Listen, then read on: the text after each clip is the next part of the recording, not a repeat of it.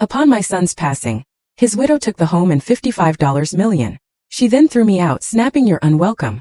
Go perish in a dumpster." Days afterward, the attorney chuckled. "Did you heed the will's terms precisely? The will's revelation caused my daughter-in-law to collapse. Can you even imagine losing your son, your only child, and then his wife, the one he left $55 million to, looks you dead in the eye and tells you to go die in a dumpster?" It wasn't just cruel. It was an act of pure, unadulterated evil.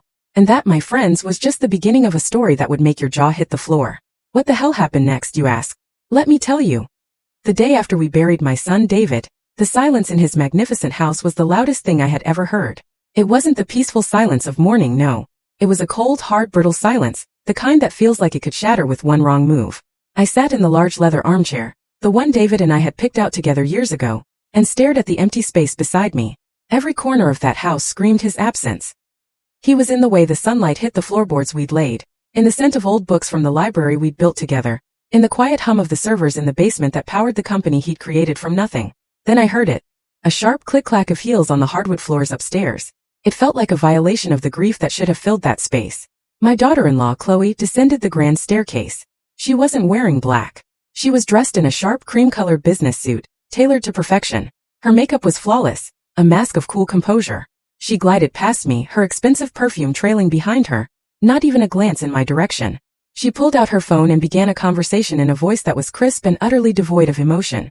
"No, the timeline has to be accelerated," she said, walking toward the kitchen. "We need to liquidate the secondary assets by the end of the quarter. It's about maximizing liquidity. The past is the past." I felt like an old piece of furniture, you know? A relic she hadn't quite decided whether to keep or discard. The silence returned, now heavier, colder. I knew then. I knew the storm wasn't over. It was just beginning. The very next day, we sat in the polished mahogany conference room of David's lawyer, Mr. Davies. The air was thick with the scent of leather and old paper. I'd known Mr. Davies for 20 years. He'd watched David grow up, advised him when his little startup was just a dream sketched on a napkin. He looked at me with this pained expression before putting on his professional glasses and clearing his throat. Chloe sat opposite me, back ramrod straight, hands clasped on the table. She looked like a CEO at a hostile takeover, not a grieving widow. Mr. Davies began to read the last will and testament of David Peterson. The legal language was dense, but the core of it was brutally simple.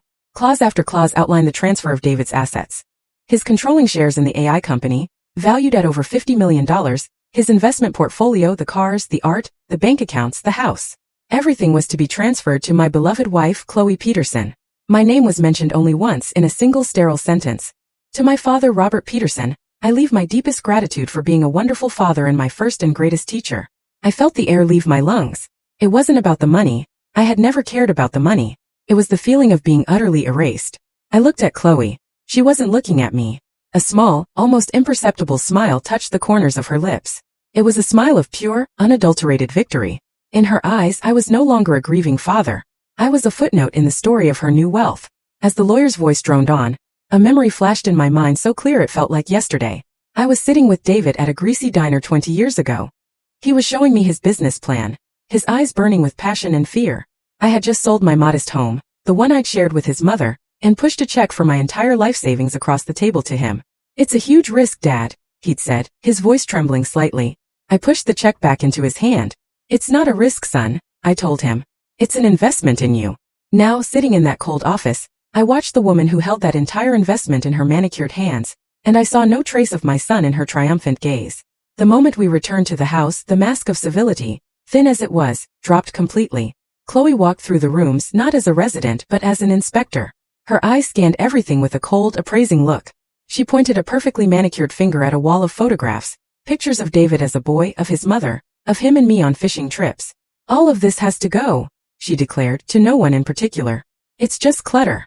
We need a clean, modern aesthetic." She moved to the bookshelf holding David's collection of first-edition science fiction novels, his greatest treasure besides his work. "These can be sold. I'm sure they're worth something." Her phone rang and she answered it on speaker, her voice booming with newfound authority. "Yes, it's all confirmed," she said, a laugh in her voice. $55 million, not including the property. "I'm the sole owner now. Complete control." She said that last part looking directly at me, a challenge in her eyes. She was marking her territory, making it clear that my time here was over. I wasn't just a guest in my son's home anymore. I was a ghost haunting her new property. And I knew with a certainty that chilled me to the bone, that she was about to perform an exorcism. For 2 days I sought refuge in the one place in the house I still felt my son's presence, the library. It was more than a room. It was a cathedral of our shared history. David and I had built the floor-to-ceiling oak shelves ourselves, our laughter echoing in the empty space as we worked. Every book on those shelves told a story. Not just the one printed on its pages, but the story of how it came to be there. A rare copy of Asimov I'd found for his 20th birthday, a signed edition of a new author he discovered and loved, his college textbooks with his notes scribbled in the margins. I spent hours there running my fingers along the spines, straightening a crooked volume, feeling the quiet hum of his intellect, his curiosity, his soul. It was the only room Chloe hadn't yet touched with her cold, appraising gaze. I was carefully dusting a row of his favorite hardcovers when the heavy oak door was thrust open, slamming against the doorstop with a violent crack that shattered the peace. Chloe stood in the doorway, flanked by 2 men who seemed too large for the frame. They were dressed in workout gear, with thick arms and impassive faces. They looked like demolition workers, not guests. Chloe, however, was in expensive athletic wear, her hair in a tight ponytail. She looked at the room, not with appreciation, but with the dismissive eye of a developer looking at an old building before tearing it down. "All right, this is the space," she announced to the men, completely ignoring me. "As you can see, it's just dead weight. All this dark wood and old paper. It's depressing." She turned her gaze on me for the first time, and there was no warmth in it, only impatience. "Robert," she said, her voice sharp and clipped, "I need you to get all of this junk out of here by tomorrow. The elliptical and the weight machine are being delivered on Friday." I placed the book I was holding carefully back on the shelf, my hand steady despite the tremor I felt in my chest. I turned to face her, keeping my voice level, calm. "Chloe," I said softly, "this isn't junk. This was David's collection, his sanctuary. This room is the heart of the house. It's where his memory lives." I looked past her to the 2 men, who shifted uncomfortably, avoiding my eyes. I was appealing to a humanity I wasn't sure she possessed. "You can have any other room. Please, just not this one." I wasn't pleading for myself. I was pleading for my son, for the preservation of the small part of him that still felt tangible, that still breathed in the scent of paper and ink.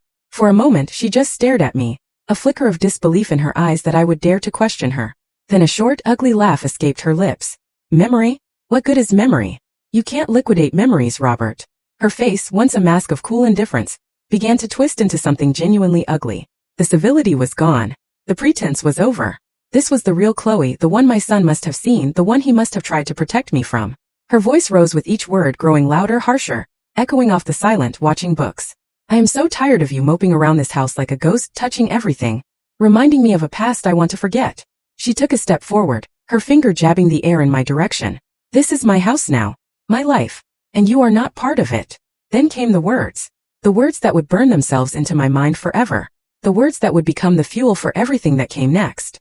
"You are not welcome here anymore," she screamed, her face red with fury. "Get out of my house. Go die in a dumpster for all I care." She turned to the 2 silent giants beside her, her voice dropping to a low, vicious command. "Get him out." Before I could react, they moved. One took my left arm, the other my right. Their grips were like iron.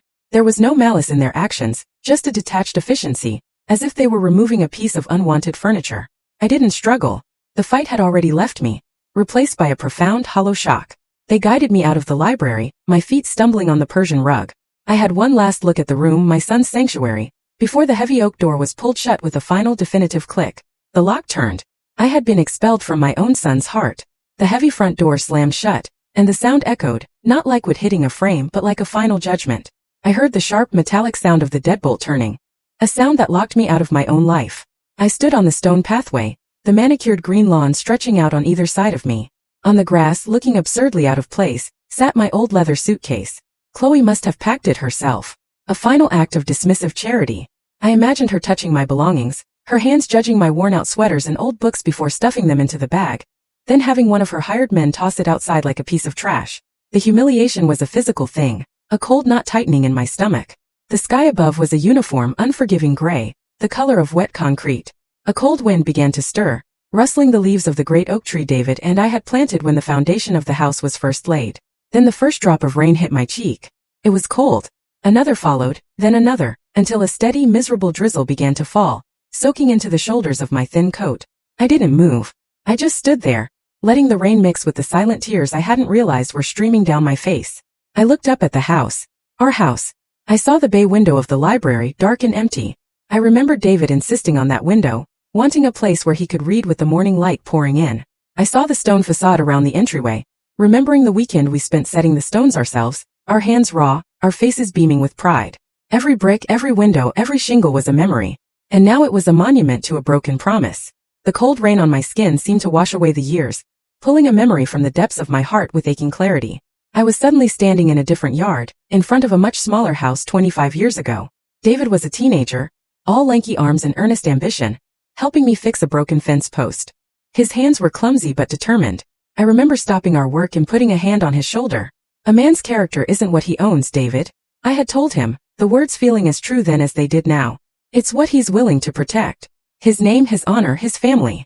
David had looked from our modest little house to the horizon, his young eyes filled with dreams. He had smiled, a flash of the brilliant man he would become. One day I'm going to build us a great house, Dad, he had said, his voice full of unwavering certainty. A place so big and strong that you'll always have a home. It won't be my house. It'll be our house. The memory faded, leaving behind an ache more profound than any physical blow. That promise, that beautiful heartfelt promise from a son to his father. That was what Chloe had truly thrown out onto the lawn. That was what she had slammed the door on.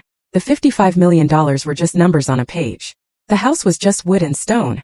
But that promise was the sacred foundation of my life, and she had desecrated it. Standing there in the soaking rain, I felt the grief and shock finally recede, replaced by something else. Something hard and cold and clear. The pain was transforming, crystallizing into a single sharp point of purpose. I straightened my back, pulling my shoulders from their defeated slump.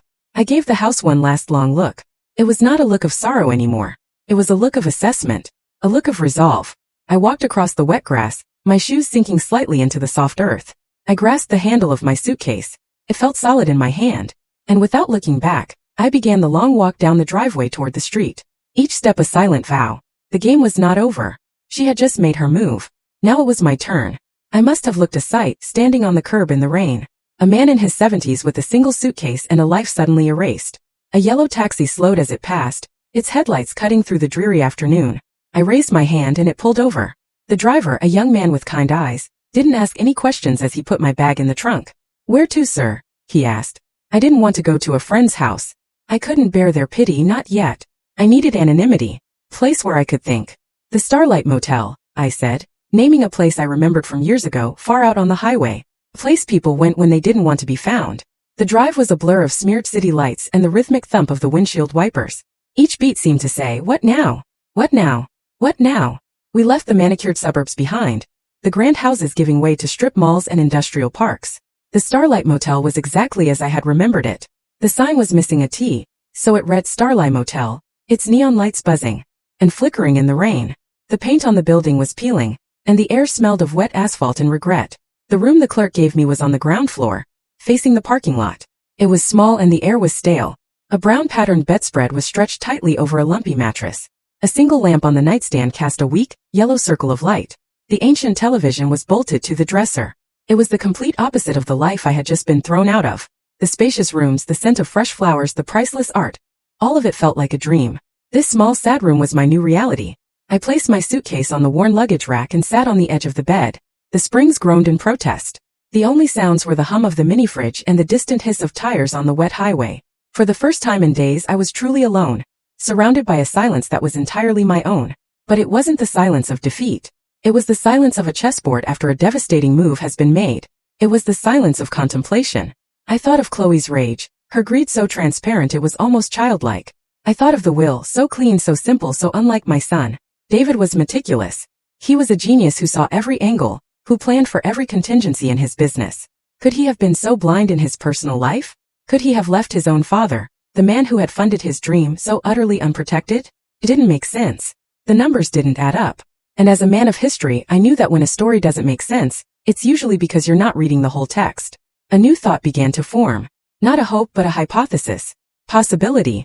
What if David wasn't blind? What if he was strategic? The thought was a single small flame in the vast darkness of my despair. It was enough. I reached into my coat pocket, my fingers closing around the cool, hard shape of my phone. I pulled it out, the bright screen illuminating my face in the dim room. My thumb scrolled past the names of friends I couldn't yet face, past the numbers of services I didn't yet need. I stopped on one name, a name that now represented the only bridge between the world I had lost and any possible future. Mr. Davies. My finger hovered over the screen for a single heartbeat. a silent question hanging in the air. Surrender or fight back? Then with a steady hand, I pressed the call button. The conflict was no longer about what had been done to me. It was about what I was going to do next. The phone rang once, twice, a shrill sound in the quiet motel room. Each ring felt like a lifetime. I was calling a lawyer, but I was also reaching out for a lifeline, a connection to the son I had lost. Finally, the ringing stopped. Davies.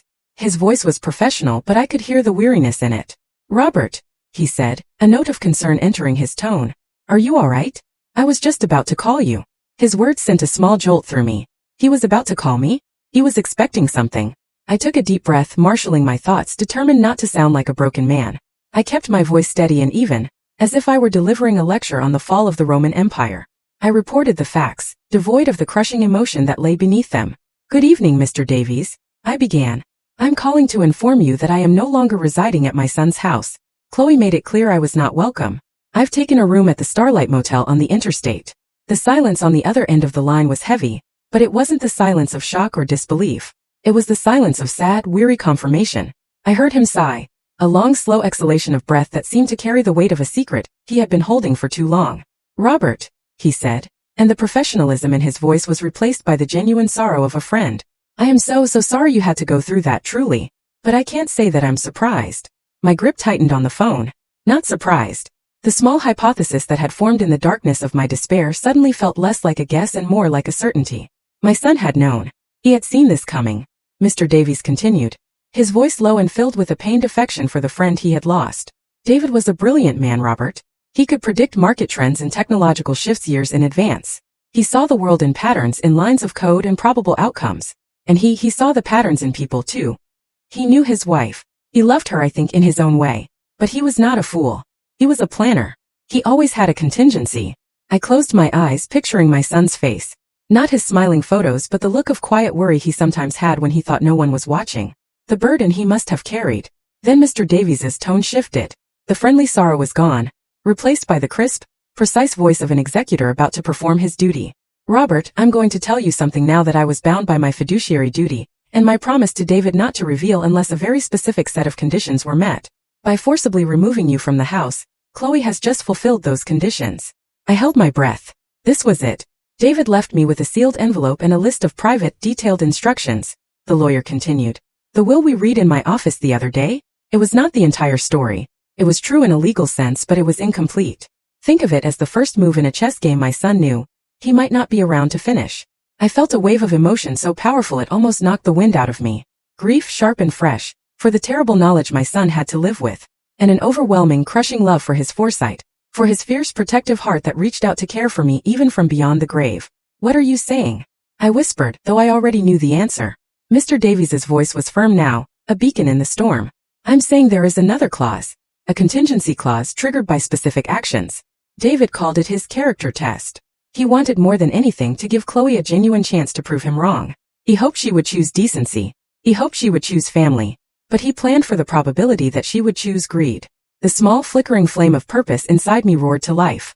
My son had not abandoned me. He had armed me. Mr. Davies's final words were not a comfort, but a call to action. She has failed the test, Robert. She has made her move. Now it's time for us to make David's. Mr. Davies's voice over the phone was a lifeline, pulling me from the wreckage of the past few days and setting me on solid ground. I sat up straighter on the lumpy motel bed, listening with an intensity one hadn't felt in years. To understand what David did, the lawyer began, his tone now that of a strategist explaining a brilliant campaign, you have to understand that he didn't write a simple will. He created a test, an ethical and legal stress test, with his entire fortune as the subject. I could almost see my son in those words, the meticulous planner, the genius who saw every possible outcome. The document we read in my office, Davies continued, was the first part of that test. It was the bait. It was designed to give Chloe everything she thought she ever wanted, but it came with a single, almost invisible string attached. He paused for effect. That string was a legal concept called fiduciary duty. It's a term we lawyers use all the time, and it usually sounds like boilerplate. But David turned it into the entire key to the mechanism. I listened, rapt, as he explained the elegant, devastating simplicity of my son's plan. The will stated that the inheritor, Chloe, was entrusted with the entire Peterson estate, but it also contained one crucial, carefully worded clause. It said she was bound, for a 30-day evaluation period, to a solemn fiduciary duty, to protect and uphold the welfare and legacy of the Peterson family. It sounds like a sentimental phrase, doesn't it? Davies said, a hint of admiration in his voice. But in the context of a will, it's a legally binding instruction. Family legacy doesn't just mean the money. It means the people, the history, the honor. It means you, Robert. The pieces began to click into place in my mind, forming a picture of my son's incredible foresight.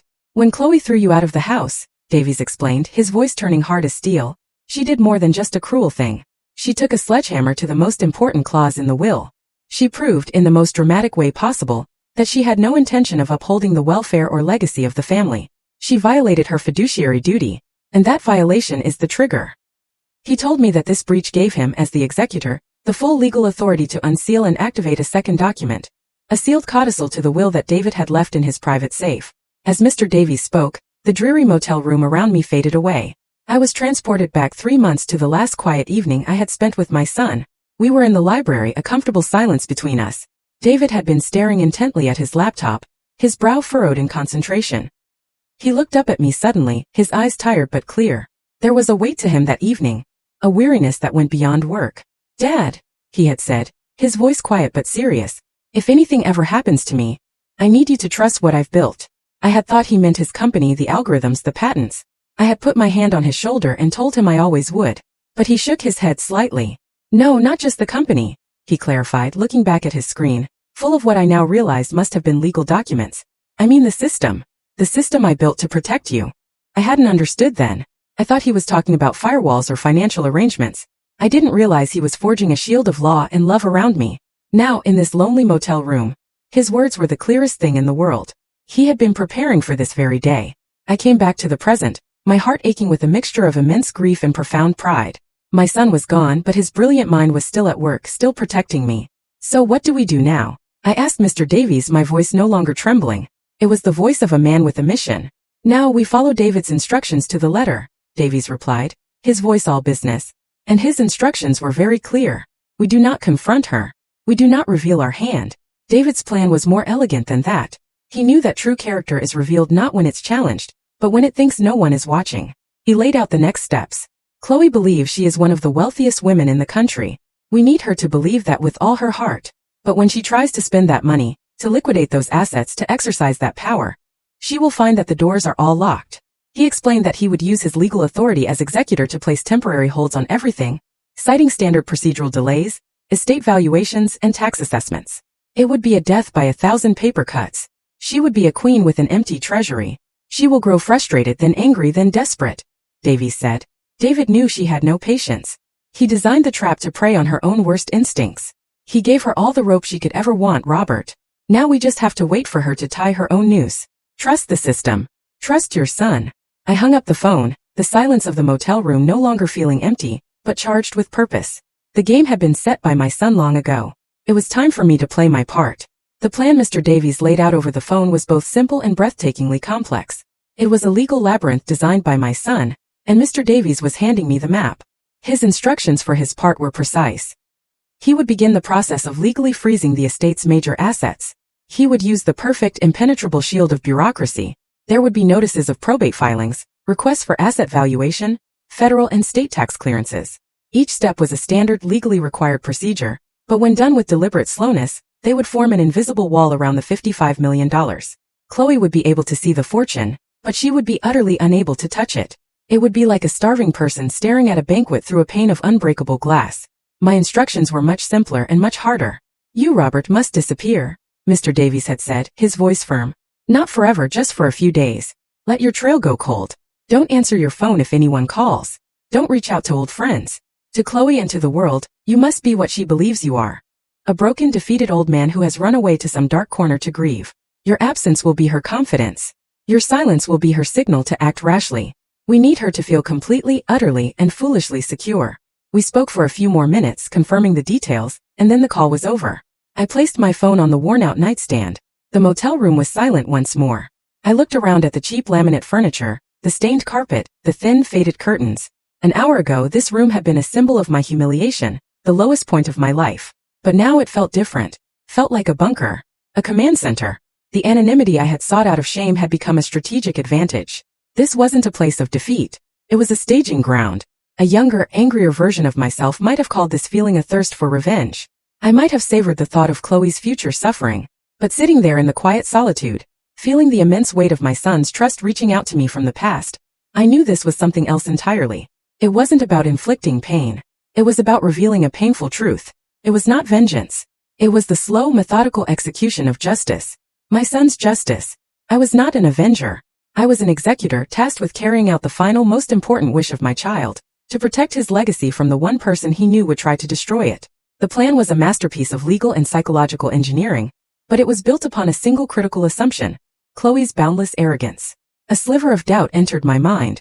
Could anyone truly be so blinded by greed, so utterly lacking in caution?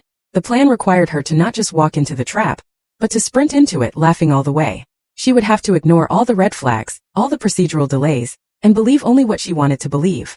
It seemed like a flaw in an otherwise perfect design. I worried she might sense something was wrong, that she might hire a competent lawyer of her own who would advise patience. And then I had to question myself. Did I have the strength to see this through? My role was to remain silent, to watch from the shadows as she, for a time, celebrated on the grave of my son's memory. I would have to endure the thought of her parties, of her tearing down his library, of her erasing his presence from the home we built. It would require a level of self-control I wasn't sure I possessed. The instinct to fight, to scream, to confront her was a powerful one. I looked at the dark screen of my phone, at my own tired reflection staring back. I saw the face of a grieving father. But beneath the grief, I saw the history professor, the man who understood that the most important battles are often won, not on the field, but in the quiet archives, through patience and the careful study of the facts. David had studied his opponent. He had laid out the strategy. He trusted me to execute it. I would not let him down. Reaching out with a steady hand, I pressed and held the power button on my phone. The screen flickered and went black. The first step of the plan was complete. I had disappeared. For the next 3 days, I followed Mr. Davies's instructions to the letter. I lived in a state of self-imposed exile, a ghost in a cheap motel room. The television remained off. My phone remained a dark, silent rectangle on the nightstand. The world outside my window, with its endless river of highway traffic, ceased to exist. I didn't know it at the time, of course, but as I sat in that quiet, contemplative solitude, Chloe was doing the exact opposite. She was exploding into the world with the force of a financial supernova. A spectacle of consumption so grand it was almost an art form. Mr. Davies later filled me in on all the details, his voice a dry, factual report over the phone. He painted a picture of a woman so completely consumed by greed that she couldn't see the cliff edge just beyond her brand new $1,000 shoes. Her first stop, he told me, was a whirlwind tour of the most expensive boutiques the city had to offer. She moved through them not like a shopper, but like a conqueror claiming tribute.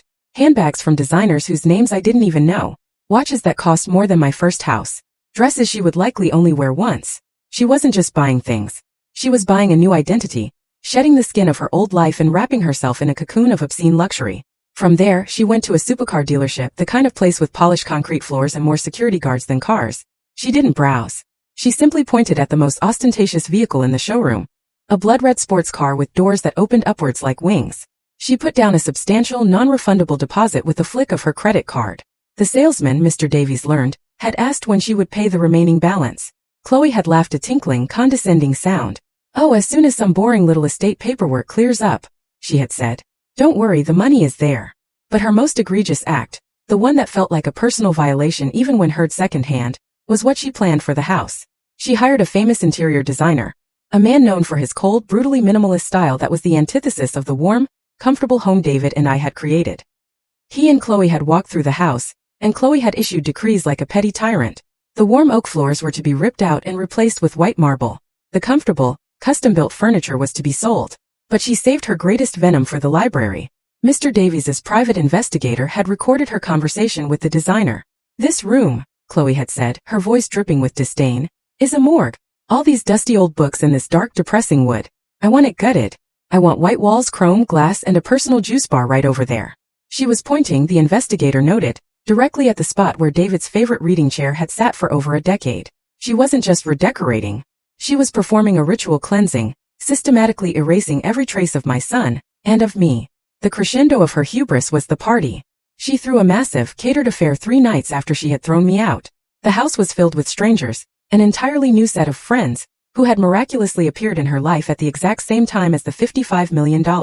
Champagne flowed, a DJ played loud, pulsing music, and Chloe held court in the center of it all, soaking in the adoration of her new followers. She was radiant, triumphant. And at some point in the evening, Mr. Davies's source told him, One of the new friends asked about David's father. Chloe had paused, placing a dramatic hand on her chest, as if the question caused her great pain. "Oh, Robert," she had sighed, her voice carrying across the hushed circle of listeners. "The poor dear man. He was just so overwhelmed by everything. The grief, the legal matters. He couldn't adjust to this new reality." She had shaken her head sadly. "I believe he checked himself into a quiet little nursing home up north somewhere. It's for the best, really. He just doesn't belong in this world." Listening to Mr. Davies recount that part, a strange calm washed over me. I felt no anger, no rage. I only felt a profound, cold pity. She was dancing in a house of cards, toasting to a future that had already been signed away. She believed she was the queen of a new and glittering kingdom, never once realizing she was just a temporary actress on a stage my son had so carefully built. And the final act I knew was about to begin. The trap had been set, the bait had been taken, and now the walls were about to start closing in. The day after her party was meant to be the first day of her new reign. As Mr. Davies later recounted it to me, Chloe woke up late, the sunlight streaming into the master bedroom she now occupied alone. The house was quiet. The caterers had cleaned up the evidence of the previous night's grand affair. She likely felt on top of the world. A queen in her castle, the undisputed master of a $55 million universe. She decided to begin her day, and her new life, with an act of casual triumphant consumption. She drove David's luxury sedan, a car she now considered hers, to a chic downtown cafe, after a brief, satisfying stop at her new favorite jewelry store. It was there, surrounded by the quiet clinking of porcelain and the murmur of the city's elite, that the first crack appeared in the foundation of her perfect world. After ordering a ridiculously expensive coffee and a pastry, she presented her new black credit card, the one linked directly to the main estate account. The barista swiped it. A moment passed. He swiped it again. A small, polite frown appeared on his face. "I'm sorry, ma'am," he said, his voice low enough to avoid a scene. "It's been declined." Chloe laughed, a sound of pure disbelief. "That's impossible," she said, her voice a little too loud. "Try it again." He did. The result was the same. Annoyance flickered across her face, replaced by a flash of embarrassment as she noticed a woman at a nearby table glance over. She handed him a different card, also linked to the estate. It too was declined. Flustered, she paid with the last of the cash in her designer handbag and retreated to her car, her face a mask of cold fury. She immediately called the private banking line. The representative who answered was impeccably polite, which only seemed to fuel her anger. "Yes, Mrs. Peterson," the banker said after a moment. "I see the issue. There appears to be a temporary procedural hold placed on all accounts associated with the Peterson estate." Chloe's voice was sharp. "A what? I am the sole beneficiary. That is my money. Remove the hold immediately." There was a soft electronic shuffling sound on the other end of the line. "Ma'am, I'm afraid I can't do that," the banker said, his voice still maddeningly calm. "The request was filed this morning by the executor of the estate, Mr. Davies. It's a standard hold pending a full asset valuation for probate court. My hands are tied." Chloe sat in her car, the engine silent, and stared at the glittering storefronts. For the first time, a cold tendril of real fear snaked its way into her heart. She drove home, her mind racing. When she walked through the front door, her phone was ringing. It was the celebrity interior designer. His voice, usually so fawning and effusive, was clipped and annoyed. "Chloe, darling," he said, dispensing with pleasantries, "there's a bit of a problem. My demolition crew arrived at the house this morning to begin work on the library, but they were turned away. We were served with a legal notice, a temporary injunction on any structural alterations to the property, filed by the estate's executor." He took a breath. "My crew bills by the hour, darling, and right now they are billing me for doing absolutely nothing. What is going on?" Chloe sank onto a pristine white sofa, the phone feeling cold against her ear. She was surrounded by the walls she wanted to tear down, but an invisible, more powerful wall had just been erected around her. Before she could even formulate a reply to the designer, another call came through. It was the car salesman from the Maserati dealership, and the cheerful deference was gone from his voice. It was now the voice of a man who wanted his money. "Mrs. Peterson," he said, his tone all business. "I'm calling about the final payment for the Gran Turismo. As we discussed, your deposit holds the vehicle for a 72-hour window. We're now at hour 75. We need that wire transfer today. Otherwise, I'll be forced to release the vehicle to another interested party. And as per the contract you signed, the deposit is non-refundable." The sports car, the ultimate symbol of her new status, was about to vanish. Every pillar of her new life was crumbling one by one, in the space of a single morning. That was when the panic truly set in. Her confident rage dissolved into a frantic, cornered fear. She had only one move left. She dialed the number for Mr. Davies's office, her thumb jabbing at the screen. The moment he answered, the dam of her composure broke, and a torrent of furious, terrified words poured out. "What have you done?" she screamed into the phone. Why is my money frozen? Why can't I touch anything? This is my house. You work for me. I am the estate. You can't do this to me. I will sue you. I will ruin you. On the other end of the line, as Mr. Davies later described it to me, he simply held the phone a few inches from his ear and waited for the storm to pass. When she finally paused to take a breath, he spoke, his voice the calm, unshakable center of her hurricane. Mrs. Peterson, I understand your frustration. However, as I am sure you can appreciate, the final settlement of an estate of this size is a highly complex process. Standard procedure? She shrieked. There is nothing standard about this. I assure you, Mrs. Peterson, he continued, his tone maddeningly professional, every action I have taken is a perfectly standard and legally required step to protect the assets of the estate during the probate period. I am simply following the letter of the law. She screamed again, a raw, frustrated sound of a spoiled child being denied what they want. She was beating her fists against an invisible wall. A wall built of procedure, of legality, of my son's brilliant, patient design. After a final incoherent threat, she slammed the phone down. She was trapped. Trapped not by bars or locks, but by the very system she thought had given her everything. She was a queen in a gilded cage, and my son, through the calm, steady hand of Mr. Davies, had just quietly and irrevocably turned the key. 5 days. According to the updates I received from Mr. Davies over the motel's crackling landline, that's how long it took for Chloe's new world to rust. The invisible walls he had erected had done their job perfectly. Her life, which had seemed so boundless and glittering just days before, had become a gilded cage. The unpaid invoices from the party caterers and the DJ were now arriving with angry red notices demanding immediate payment. The interior designer had sent a scathing email and a bill for his wasted time. The car dealership had called one last time to inform her that her deposit was forfeited, and the red sports car had been sold to someone else. Her new wealthy friends, the ones who had toasted her name with her own champagne, suddenly became impossible to reach. Her calls went to voicemail. Her texts were left unread. The silence in that vast, empty mansion must have been deafening. She was the queen of a paper kingdom, and a slight breeze had just blown it all away. Her first reaction, Mr. Davies's investigator reported, was a frantic, desperate search for me. The power dynamic had flipped so completely it was almost poetic. The woman who had ordered me to go die in a dumpster was now scouring the city for the very man she had discarded. Her desperation, I imagine, was fueled by a last flicker of her arrogance. She likely believed that if she could just find me, she could bully or threaten me into calling off the lawyer and releasing her money. She drove to the homes of my old friends, men and women she had always treated with dismissive contempt, but at every door, she was met with polite, firm denial. I'm sorry, Chloe, we haven't seen Robert. No, he hasn't called. Each closed door was another reflection of the one she had slammed in my face. She, the new millionaire, was the one being turned away. She, the master of the house, was the one who was no longer welcome. By the afternoon of the 5th day, her anger had burned itself out, leaving behind only the cold, gray ashes of desperation. Every avenue was a dead end. Every call was a failure. She was utterly and completely powerless. There was only one place left to go, one person left to appeal to. She had already tried screaming at Mr. Davies. This time she would have to try a different tactic, humility, or at least a performance of it. As she made her way to his downtown office, stripped of her bluster and bravado, she must have felt the true weight of her situation for the first time.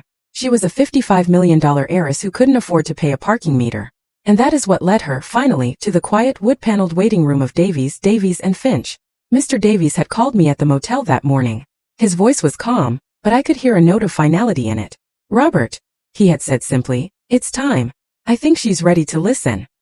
He had sent a car for me, and I had put on my best suit, the simple navy one I had worn to my son's wedding. I had been sitting in that waiting room for about an hour, not with anxiety but with a profound sense of calm. I was not a victim waiting for an apology. I was a father about to carry out his son's final wishes. I was reading a book on Roman history, the familiar weight of it in my hands, a comforting anchor. The door to the waiting room opened softly. I didn't look up immediately. I finished my paragraph first, then slowly I lowered my book. She was standing there, hesitating on the threshold. She looked nothing like the conquering queen from the will reading, or the raging fury from the party. Her expensive clothes were wrinkled. Her perfect hair was in disarray, and her eyes were wide with a fear she could no longer conceal. She looked lost and small. Her eyes scanned the room, likely looking for the receptionist. And then they found me. They locked onto my face. And in that instant I saw it all happen. The confusion, the shock, and then the dawning, sickening horror of comprehension. The realization that this wasn't a series of unfortunate bureaucratic mistakes. It wasn't a problem that could be fixed. It was a plan. A meticulous, perfectly executed plan. And the quiet, insignificant old man she had thrown out into the rain like a piece of trash was sitting at the very heart of it. I watched the cascade of emotions ripple across Chloe's face. It happened in a fraction of a second, but for me it felt like an eternity. First, there was simple confusion, the kind you see when a familiar room has been inexplicably rearranged. Then a flash of pure, undiluted shock as her brain finally processed the impossible fact that I, the ghost she had exorcised, was sitting right there in front of her. And finally that shock curdled into a deep primal fear. The look of a chess player who has just realized they have been in checkmate for the last 5 moves. The desperate, pleading speech she had likely rehearsed all the way to the office died on her lips. The arrogance, the anger, the fury, all of it evaporated, leaving behind a raw, trembling panic. "Robert," she whispered, her voice barely audible. Then, as if remembering the role she was supposed to play, she tried again, forcing a term of affection that now sounded like a curse. "Father," she stammered, taking a hesitant step into the room. I've been looking for you everywhere. I was so worried." The lie was so transparent, so pathetic that it was almost pitiful. She was trying to rewrite the history of the last 5 days in a single desperate sentence. She was trying to pretend she was a concerned daughter, not a failed tyrant. I simply looked at her. I did not smile. I did not frown. I offered her no anger to fight against, no pity to cling to. I said nothing. In that moment I understood that silence was the most powerful tool I possessed. There were no words that needed to be spoken. My silence was a mirror, and in it she was forced to see the reflection of her own cruelty, her own greed, her own choices. It was a more damning accusation than any shout, any accusation, any teardown could ever be. She crumbled under the weight of that quiet gaze. Her eyes darted around the room, looking for an escape, for someone to rescue her from the uncomfortable truth. "I didn't mean for it to happen," she continued, her voice cracking, the words tumbling out in a disorganized plea. They got out of hand. Pressure. I wasn't thinking." Her voice trailed off. She could see it in my eyes. She knew that I knew. The performance was over. Just as the silence stretched to its breaking point, the door to the main office opened. Mr. Davies stood there. He was dressed in a dark conservative suit, his face a perfect mask of professional gravity. He did not acknowledge Chloe's distress or her stammered apologies. He simply looked at her, then at me, his gaze communicating a deep and somber understanding. "Chloe, Robert," he said, his voice calm and steady, cutting through the tension like a blade. "If you'll please join me in the conference room, we can begin." He held the door open. I closed my book, placing it carefully on the end table beside my chair. I stood up, my movements slow and deliberate. I was not the stooped, defeated man who had been shoved out into the rain. I felt a lifetime of quiet dignity settle on my shoulders. I walked towards the conference room. After a moment's hesitation, Chloe followed. She was no longer a queen leading a procession. She was a defendant being led to the dock. The 10 steps from the waiting room to that conference room felt like a multitude. With every step, the last vestiges of her power seemed to fall away. I was no longer the man she had thrown out, and she was no longer the woman who held the world in her hands. We were simply a father and a daughter-in-law, about to face the final unalterable truth of my son's legacy. And I was ready. We sat at the long polished conference table. Mr. Davies was at the head, a position of calm, quiet authority. I was on his right, and Chloe was on his left, a vast expanse of gleaming mahogany between us. The air in the room was still and heavy, like the air before a thunderstorm. Chloe sat rigidly in her chair, her hands clenched in her lap. She was trying to project an image of a wronged woman, a victim of bureaucratic error, but the fear in her eyes betrayed her. She was a cornered animal, and she knew it. Mr. Davies began, his voice devoid of emotion. A simple statement of fact. "Thank you for coming in, Chloe," he said. "You are here today because you have found yourself quite suddenly unable to access the assets of your late husband's estate. The reason for this, I assure you, is not a mistake. It is, in fact, quite simple." He slid a single document across the table toward her. It was a copy of the will that had been read just over a week ago. "If you recall," he said, his voice even and measured, "this document appointed you as the primary beneficiary and steward of the Peterson estate. But it also, in Section 2, bound you to a specific, legally enforceable fiduciary duty." He had a second copy, and he tapped a highlighted paragraph with his pen. The clause states that the inheritor, for a period of 30 days, assumes a solemn duty to protect and maintain the welfare of the immediate family and the integrity of the Peterson family legacy. He let the words hang in the air for a moment. 30 days, Chloe. A probationary period. You could call it a time for evaluation, to be overseen by me as the executor of the estate. Chloe stared at the paragraph, her eyes scanning the words as if seeing them for the first time. I could see the confusion warring with her rising panic. Mr. Davies continued, his voice relentless in its calm precision. 5 days ago, on the afternoon of September 17th, you committed a profound and irreversible breach of that duty. He slid a second, much thinner folder across the table. It landed softly next to the will. This is a sworn affidavit from your father-in-law, Robert Peterson. It details how you forcibly ejected him, the only other living member of the immediate Peterson family, from the home. It states that you instructed him to, and I am quoting directly from his statement, go die in a dumpster. Hearing my own story recounted in that sterile legal setting, hearing her ugly words repeated back to her, felt like a final somber validation. Chloe flinched as if he had struck her. The last of the color drained from her face. She looked from the folder to me, and then to Mr. Davies, her mouth opening and closing silently. She had no defense. There was no lie she could tell that would be more powerful than the simple documented truth. Mr. Davies leaned forward slightly, his gaze unwavering. You see, Chloe, this first will wasn't just a legal document. It was a question.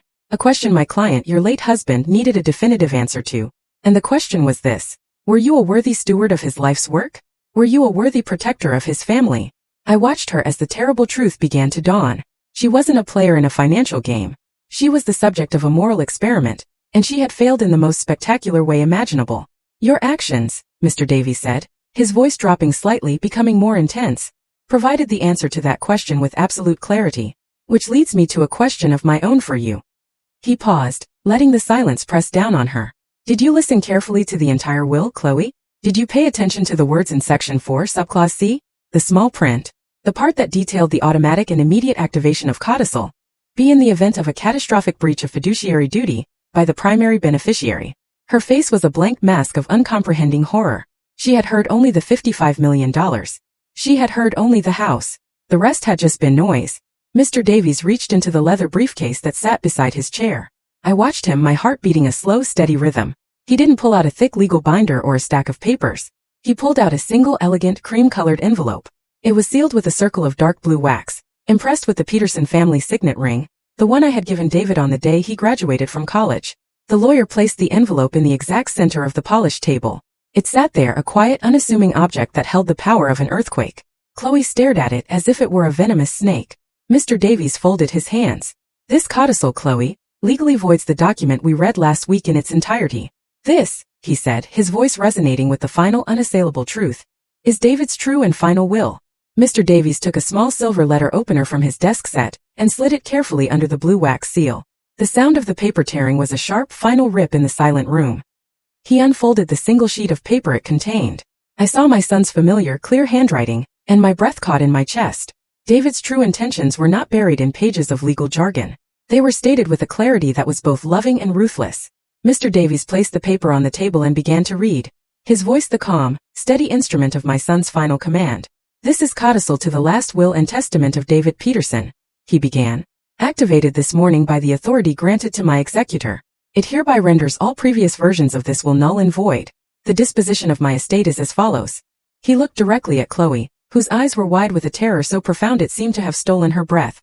1. Davies read, all my assets without exception, including all shares in Peterson AI, all financial portfolios, and the residential property at 114 Willow Creek Lane, are to be transferred immediately into a newly formed irrevocable trust, to be known as the Peterson Legacy Trust.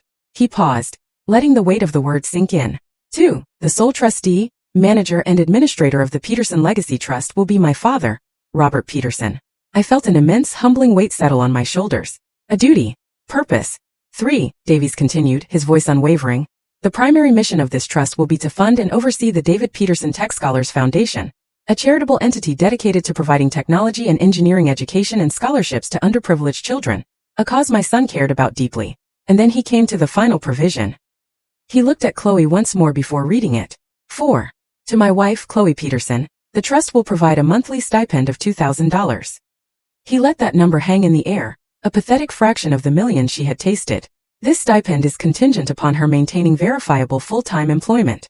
She will be permitted to reside rent-free in the guest cottage on the property. Any violation of these terms or any decision to cease working will result in the immediate and permanent termination of all financial support. It wasn't a punishment of pure poverty. It was in its own way so much worse for her. My son wasn't leaving her to starve. He was sentencing her to a life of ordinary, honest work. A life of responsibility, the very kind of life she had married him to escape. The color had completely vanished from her face, leaving a pale, waxy mask.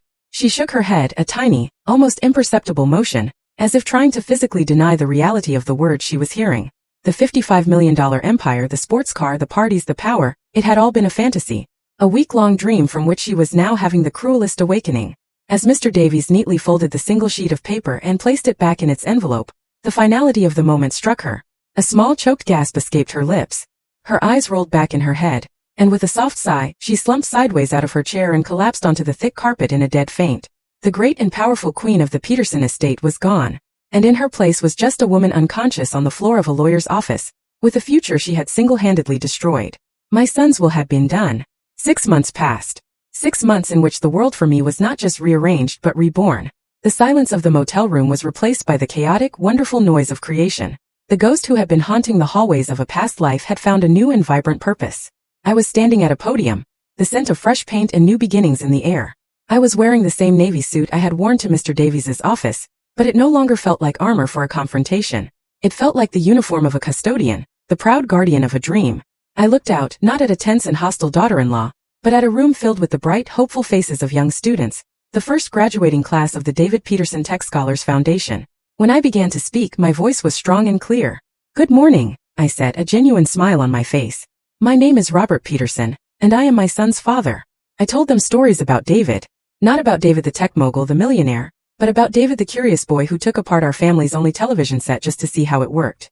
About David the determined young man who believed that the magic of technology shouldn't be a luxury for the rich, but a tool for everyone with a dream.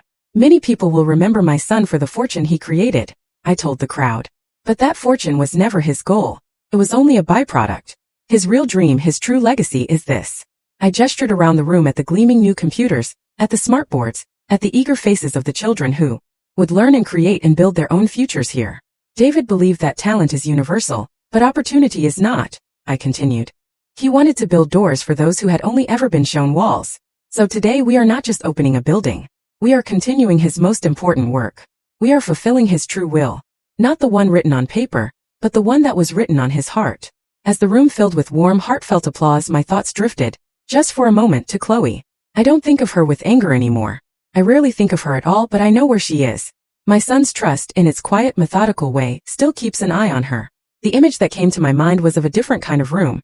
A busy downtown coffee shop during the morning rush. Chloe was behind the counter, wearing a simple green apron with her name on a plastic tag. Her hair was pulled back, and her face was bare of the expensive makeup she used to wear. She moved with a practiced efficiency, frothing milk, calling out orders, wiping down the counter. She looked tired, the kind of tired that comes from standing on your feet for 8 hours. A customer was rude to her, complaining that his latte wasn't hot enough. I saw a flicker of the old fire in her eyes, a flash of indignation, but it vanished as quickly as it came, replaced by a weary resignation. "I'm very sorry, sir," she said, her voice flat. "I'll make you a new one." She had been sentenced to a life not of poverty, but of consequence. A life of ordinary, honest work. And in her own quiet way, she was serving her sentence. A young girl, no older than 14, tugged on my sleeve, pulling me back to the present. She pointed excitedly at her computer screen, showing me a simple line of code she had written that made a cartoon dog wag its tail. Her eyes shone with pride and discovery. I smiled, a real smile that reached my own eyes. My son's will had created 2 new realities. For Chloe, a world of quiet consequence. For me, a world of noisy, chaotic, wonderful purpose. Justice, I finally learned, isn't always found in a dramatic courtroom showdown. Sometimes it's in the quiet, steady, everyday work of building something better. In the very space where something was broken. The library is my office now. My son's favorite room is no longer a silent sanctuary of memory, but the bustling heart of his living legacy. The dark oak shelves are still here, but now they share space with whiteboards covered in plans and ideas. The air, once thick with the scent of old paper, now buzzes with the energy of a brighter future. I often sit at his old desk in the evening, after the small, dedicated staff has gone home.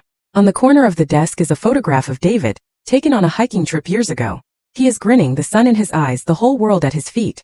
I look at it and I feel no sorrow, only a quiet, profound pride. Justice, I've come to realize, isn't always a loud and thunderous affair. It doesn't always come with a gavel strike or a shouted verdict. Sometimes justice is the quiet, satisfying click of a well-laid plan falling perfectly into place. My son didn't leave behind a pile of money. He left behind a legacy of passion and the belief that one person's success could be used to build a ladder for others. My purpose, my great honor, is to ensure that legacy breathes and grows every single day. In fulfilling my son's true will, I did more than just reclaim a house. I reclaimed myself. I found a reason to get up each morning that was bigger than my grief. I found my way back to the man my son always knew I was. This story reveals that the most profound justice is often silent and strategic, not loud and vengeful. True strength lies not in immediate emotional reactions, but in patience and foresight. David's ultimate victory wasn't in punishing his wife, but in protecting his true legacy, one of purpose and charity over personal wealth. It teaches us that our real inheritance is the positive impact we create and the values we uphold. The most powerful response to arrogance is not anger, but the quiet execution of a well-laid plan that reestablishes order and honors what truly matters. So what do you think? After hearing all of this, what would you have done in my place? Have you ever witnessed something like this play out? Tell me your thoughts down in the comments below. I'd really love to hear them.